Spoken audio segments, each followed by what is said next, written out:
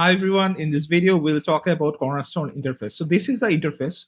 We can go to the Cornerstone interface from Cornerstone and then Cornerstone here, and we'll find ourselves in here. So let's go with the Cornerstone interface and see what we have in here.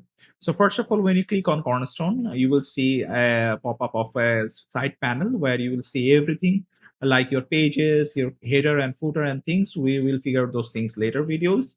And from plus sign, you can create the pages, the header, footer, single layout, archive layout, and components, and a lot of other things like library and Themeco as well from here. And we can in the top bar here is the tabs, the pages. The more pages you find, you can have these pages in here as well. And then save button, page outline, then page setting, and here you will find the details of the elements. In here it's a component, but it's an element. Then you find all the elements here. You can add this element from here to the pages.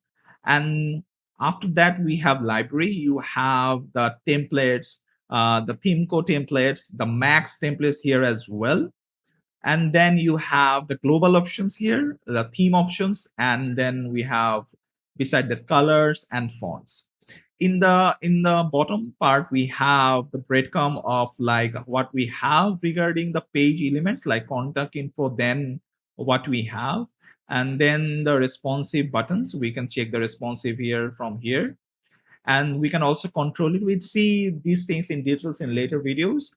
After that, we have preference. I say it's the settings. You can have a lot of interesting settings here. We will have a video specifically with this preference settings.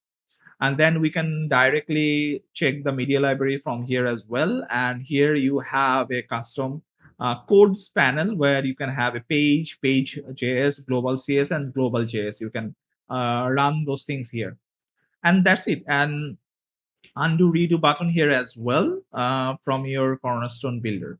So this is what we have in Cornerstone Builder as a whole. There are a lot of things, but everything has its own reason and process to implement. So a later video, we will go everything one by one.